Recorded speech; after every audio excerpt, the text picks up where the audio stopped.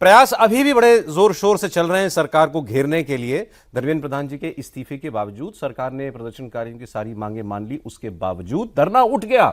लेकिन अब संसद में आज आपने देखा हंगामा हुआ और आज एक नया पेपर लीक हो गया, कह देता हूं मैं। हाँ, लीक ही कर अब नारे लगे साहब आज पार्लियामेंट में, धर्मेंद्र प्रधान तो झांकी है, अमित शाह बाकी है। अब अमित शाह जवाब दे। अब बारी अमित शाह की। बच्चों पे पुलिस ने बर्बर कार्रवाई क्यों की, पुलिसिया कार्रवाई क्यों की, पैलेट गन क्यों चला, स्टन गन भी किसी ने कहा कि चली, किसी ने कहा कि AK-47 चली और परेशान किया जा रहा है। पुलिस बच्चों को थाने बुला रही है, उनके पेरेंट्स को फोन कर रही है।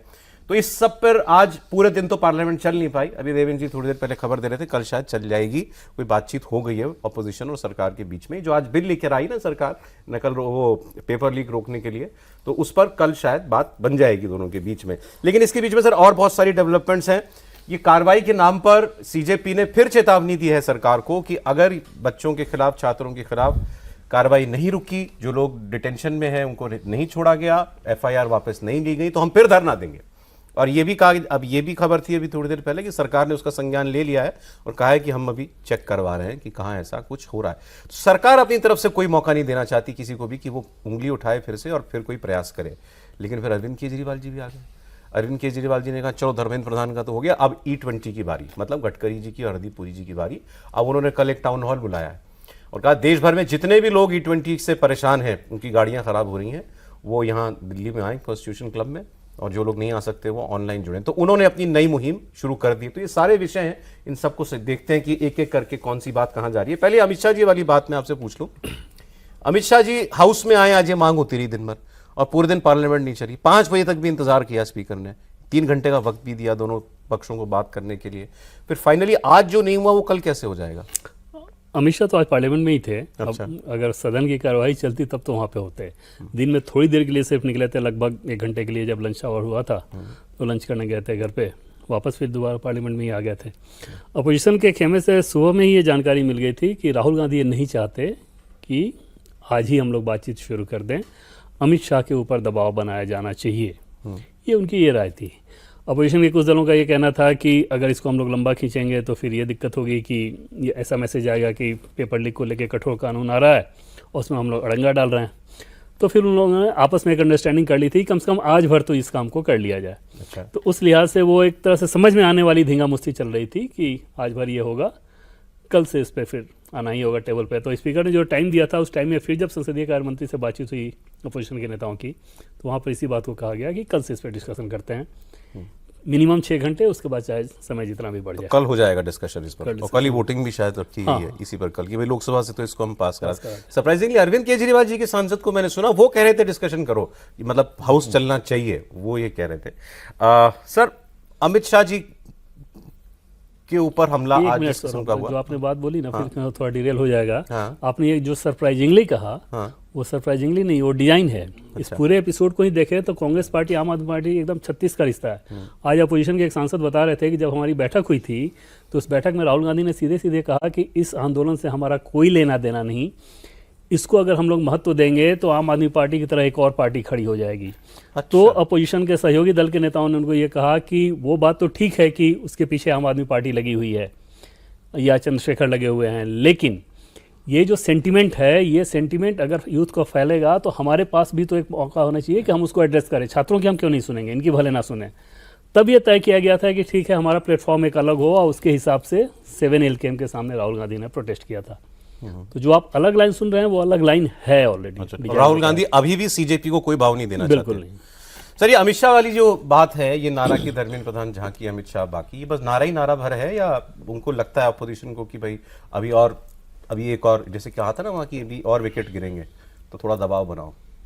ऐसा है, काठ की हांडी जब एक बार चूल्हे से उतरती है तो दोबारा नहीं चढ़ती, एक बात। दूसरी बात, अपोजिशन बताए कि उसके दबाव में कौन सा इस्तीफा मंजूर हुआ, धर्मेंद्र प्रधान इंक्लूडेड। राहुल गांधी के कहने से हुआ नहीं, कांग्रेस के कहने से हुआ, अखिलेश यादव के कहने से हुआ। जिन लोगों के कहने से हुआ उन्होंने क्रेडिट ले लिया, वो पार्टी कर रहे हैं। अब आप नरेंद्र मोदी को देखिए, मतलब कायदे से तो बड़ा स्पष्ट है कि प्रधानमंत्री झुके, तो ऐसा तो नहीं है पहली बार झुके, दूसरी बार झुके 12 सालों में।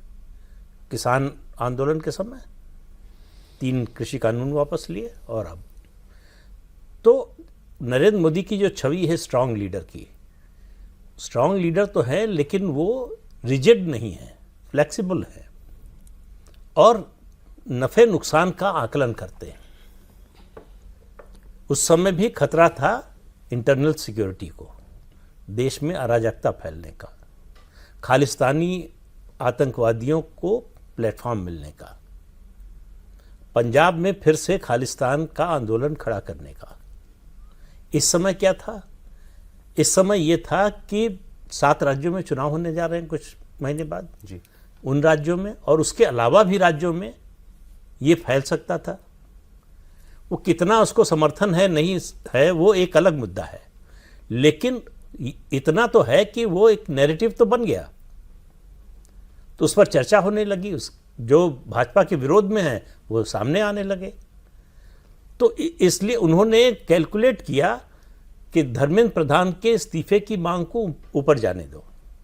मैं ये अपने अनुमान से, विश्लेषण के आधार पर बता रहा हूं, कोई जानकारी नहीं।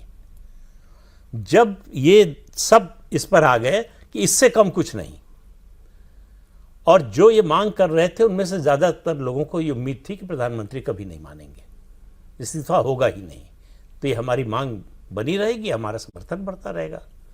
इस्तीफा ले लिया। अब सोनम वांगचुक केवल इस्तीफे के जो है आश्वासन पर चले गए अनशन तोड़कर। दीपके एंड कंपनी जो है इस्तीफा हो गया तो अनशन खत्म कर दिया, आंदोलन खत्म कर दिया। राहुल गांधी और कांग्रेस के हाथ में क्या लगा?